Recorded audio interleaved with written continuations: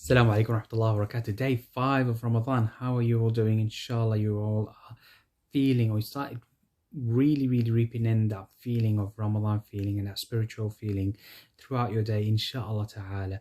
It's not hard. Just ask Allah subhanahu wa ta'ala constantly to help you achieve that Ramadan feeling and that closeness to Allah subhanahu wa ta'ala, and inshallah you will achieve it. Today's one was subhanAllah, it's one of my favorite things about Ramadan. I mean, obviously, one of the many things that I love about Ramadan. It's something that's changed my life. It's made a huge difference in my life, and I'm sure it will make a huge difference in your life, as it did to every single person I've instructed with this little, I wouldn't say hack, but this little instructions, right? This is something that Sahabas used to do, the Tabi'een used to do it, and every single person who does it reaps the reward of it. So you can change your life today by doing this simple action. I say simple, it requires dedication, but it will not cost you any physical effort or energy at all. It's just a sort of a spiritual being or a spiritual action that you're going to do, right? So the one thing I want you to do right now, okay, especially before iftar, I don't know, depending on what time you're watching this, actually just at the moment you're watching now, okay, I want you to get a pen and paper, and I want you to focus on the top 10 things you want from Allah subhanahu wa ta'ala. Just write and write and write. I want this, I want that, I want this, I want that. Don't beyond boundaries, okay? Don't feel that there are any boundaries with Allah subhanahu wa ta'ala. Remember that Allah subhanahu wa ta'ala is capable of doing anything whenever He wants, right? There's no limits to Allah subhanahu wa ta'ala's efforts, no limits to the bounties and the powers of Allah subhanahu wa ta'ala. Now, what you need to do is write down this 10 things that you really want from Allah subhanahu wa ta'ala. Now, filter that down to the top 5 that you want, and then filter that 5 to the top 1. But why do I need to do all of that? Okay, listen to me. Bear with me for this, all right? Now, the top 1 is the thing that you want the most, that will make a huge difference in your life, that if it was to happen today, will really push you in this dunya and be of benefit to you in the akhirah. So if it's a job opportunity, if it's something that you can reap the rewards in the dunya and akhirah, okay? Then the other 5, which obviously includes your top 1, so 1 plus 4, is the things that you want that will be also have a lot of impact in your life, but not as important as the number 1, okay? So you got these 5. Then you got the 10, okay? Now, with your number 1 item, I want you, and I ask of you, to ask Allah subhanahu wa ta'ala at every single opportunity you have. You're in a queue, you're going, you're waiting, you're going, you're about to do something. In that moment, in that spare moment, like every single spare second you have, you make a dua asking Allah subhanahu wa ta'ala for that item, whatever it is, okay? So don't think it's too huge or too big to Allah subhanahu wa ta'ala. Be realistic, obviously. Don't say, I want to go and fly a spaceship without any astronomy knowledge or any, if you're not a PhD in whatever, physics, whatever the actual degree required. Be something that you can. I mean, obviously, who am I to say you can't do that? Nothing's beyond Allah subhanahu wa ta'ala. But it's something that you want that can happen immediately, right? Now, I want you to think about that item and how it will impact you, your loved ones, and the ones around you, and how it will be of benefit to you in this dunya and akhirah. So if it's like a job, right, be a better prospect for me. I'll enjoy this job. I'll be able to perform well. I'll be able to have better money or a better paycheck for it, and then I'll be able to pay more zakat. So think about all of that. So make sure it's a value for you, dunya and akhirah. So that's your number 1. Now you ask Allah subhanahu wa ta'ala and just be quite straightforward. Ya Allah, I want this. Ya Allah, I want this. Ya Allah, I want this. Ya Allah, I want this. You hold it tasbihah. Ya Allah, I want this. I want this. I want this. I want this. All right. Then every moment, whatever you have, before your salah, you're waiting, whatever. Okay. Then your top 5 items, you ask Allah subhanahu wa ta'ala again as many times as you need to. But if you think about it, if you ask Allah subhanahu wa ta'ala those 5 items, those 5 things that you want before every prayer and after every prayer, okay, that's 10 times a day. That's 300 times, inshallah, in a month. You've asked Allah subhanahu wa ta'ala for that particular thing. And then your top 10 stuff, okay, will obviously include your top 5 and your top 1, obviously. But the other remaining 5, okay, all of that, you can ask Allah subhanahu wa ta'ala when you have longer time, when you're waiting before Fajr, after you've done your suhoor, for instance. Anytime you can squeeze it in, at least do it once a day. So that you've asked Allah subhanahu wa ta'ala 30 times that particular stuff, which will include your top item and your top 5 items, okay? So you've asked Allah subhanahu wa ta'ala your stuff so many times. Now, wallahi al-azim, this has made a huge difference to my life. It's opened up doors beyond imagination. Things I never expected to happen to me. And never beyond, like, this will never ever happen to me. But subhanAllah, it happened. But you've done your dua. You've asked Allah subhanahu wa ta'ala. Now you have to do what you need to do to achieve it. If it's a job interview, if it's a job position, you go and fill in the application form, right? You fill it into the best of your abilities. Go and get help. If it's an interview, go on YouTube and learn all the different interview techniques. Learn public speaking, learn whatever it is. Learn and acquire all the skills that will help you achieve that. Because really, in all honesty, every single action you do is literally minute compared to the preparation, what Allah subhanahu wa ta'ala would have done for you to achieve it.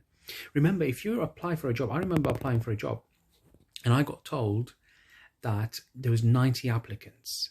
And imagine, from 90 applicants, my application stood out. My job, my previous job history stood out. Imagine the preparation that Allah subhanahu wa ta'ala had to put me to achieve that particular position.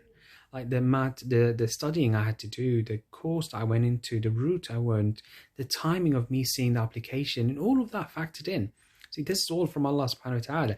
And so you can see the miracles of Allah subhanahu wa ta'ala in every single dua that got accepted. And so for you, you have to do your bit. And then you've asked Allah subhanahu wa ta'ala. And by Allah subhanahu wa ta'ala, by Allah, see, I'm swearing by Allah subhanahu wa ta'ala, and in this blessed month of Ramadan, you will not see the next Ramadan with that item happening. In fact, one of the tabi'in says, I asked Allah subhanahu wa ta'ala during the whole month of Ramadan, by the end of Shawwal, I would have seen it definitely. The other thing that I needed to mention and add on to it, and I'm sorry I've taken too much of your time, but this is quite important. When you make your dua, okay, إِنَّ اللَّهَ لَا يَقْبَلُ مِنْ قَلْبٍ غَافِلٍ لَاهٍ. Allah subhanahu wa ta'ala will not accept from a heart that is distracted and distant, right? So your heart has to be in the moment. For those people who do meditation and mindfulness, they know this. They know the importance of being in the moment, in present. It's no different in Salah in our Islam. When you're doing your Salah, you have to be in the moment. Same thing with your dua. You have to be in the moment. You have to be there in the moment with Allah subhanahu wa ta'ala, connecting with Allah subhanahu wa ta'ala, forgetting about the dunya. It's you, Allah subhanahu wa ta'ala, and you have got this thing that you want to deliver to Allah subhanahu wa ta'ala, which is your dua. And remember, if Allah subhanahu wa ta'ala blessed you with the opportunity to actually stand before Him and make a dua, that means that Allah subhanahu wa ta'ala is ready to accept it from you. That is a blessing from Allah subhanahu wa ta'ala. If Allah gave you the opportunity to actually make the dua, you will be accepted. But on Allah's terms, not on yours. Allah's timing, not yours. Okay? But this is you as a mu'min. You believe in this. You believe that Allah subhanahu wa ta'ala is capable of doing it. Okay? So one, you do it with your full intention. You're wholeheartedly doing it, completely present in the moment. Do whatever needs to.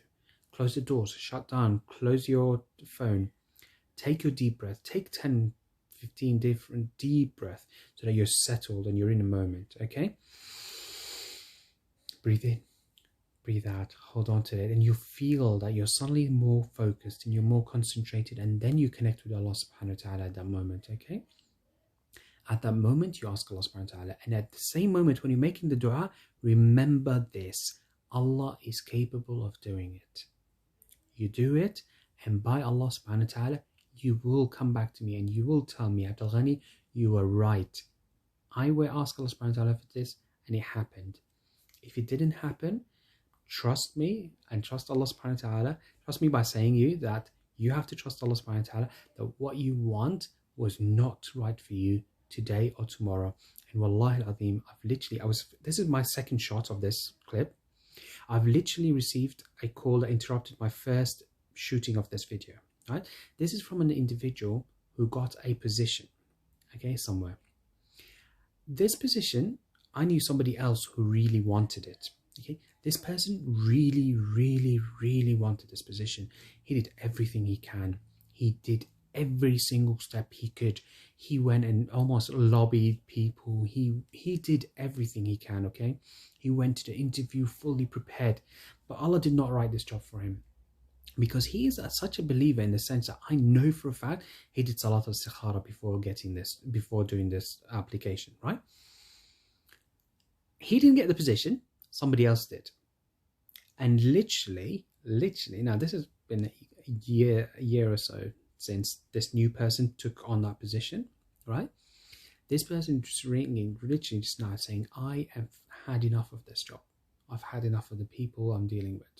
So you can imagine if that person had got this job, he would have hated his life. He would have not loved it. He would have been so sick and tired and not felt the satisfaction of the position that he really so much wanted. So much of an anticlimax, really. So you see, I can't wait to call this person, but obviously I've got to respect the other person, but this person does not know. He's probably sat there oblivious to the fact that, or probably sat there thinking, why did I not get it? Or Allah subhanahu wa ta'ala made dua and I did not get it. He doesn't know what this job entails, or the position, or the headache that's associated with it. And subhanallah ta'ala, it's so weird that this other person calls me trying to complain to me about the people he has to deal with, the headache, it's almost a really tiring position that's oversold, basically, okay? And you can imagine so many things in your life that you think that Allah subhanahu wa ta'ala did not write for you, that you should have got. Little did you know that it's definitely, by Allah subhanahu wa ta'ala's will, not suitable for you, because Allah subhanahu wa ta'ala knows you better than you know your own self and your capabilities. And so have your faith in Allah subhanahu wa ta'ala. You make a dua, present it to Allah subhanahu wa ta'ala, and leave it down to Allah subhanahu wa ta'ala. You've done your bit, leave it to Allah subhanahu wa ta'ala. Ask Allah subhanahu wa ta'ala to bless you with this blessed month of Ramadan, inshallah ta'ala, to forgive you and to bless you with this blessed month of Ramadan, and to make your dua accepted. And ask Allah subhanahu wa ta'ala to help you and I to attain the best of His mercies, inshallah ta'ala. Assalamu alaikum wa rahmatullahi wa barakatuh.